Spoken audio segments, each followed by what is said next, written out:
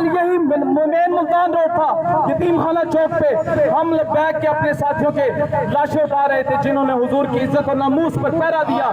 ہم نے ان غازیان کو اٹھایا جنہوں نے گولیاں کھائیں. ہمارے لوگوں نے جیلیں برداشت کی.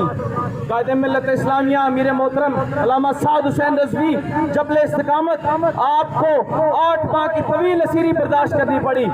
وجہ کیا تھی؟ آپ کا موقف کیا تھا کہ مر جائیں گے، ظالم کی حمایت نہ کریں گے، احرار کبھی ترک روایت نہ کریں گے. آج ہم حکومت وقت کو یہ پیغام دیتے ہیں کہ آپ کے پاس وقت ہے. آج ہوش کے ناخن لو، ڈرو خدا سے ہوش کرو. تم سے پہلے بھی ایک تخت نشین تھا، تم سے پہلے بھی ایک تخت نشین تھا جس کو اپنی کرسی پر مان تھا. وہ یہ سمجھتا تھا کہ کرسی کے ذریعے میں کچھ بھی کر سکتا ہوں، لیکن اقتدار فانی ہے.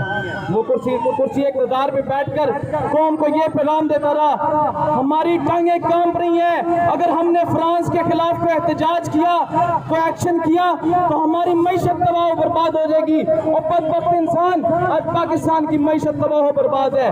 آج تم نے ہالینڈ کے، کل اگر تم نے ہمارے قائد ملت اسلامیہ امیر المجاہدین کے حکم کے مطابق فرانس کے خلاف اعلان جنگ کیا ہوتا تو آج یہ دوبارہ دن نہ دیکھنا پڑتا. کل تم نے ہالینڈ کے خلاف علم جہاد بلند کیا ہوتا تو آج یہ دن نہ دیکھنا پڑتا. بڑی دکھ کے ساتھ آج سارے لوگ اپنے پارٹی لیڈرز کی عزت و ناموس کے لیے اکٹھے ہیں.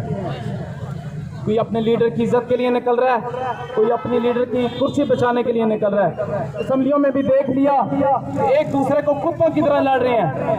لیکن یہ ملک اسلام کے نام پر بنا ہے، اس میں بات بھی اسلام کی ہوگی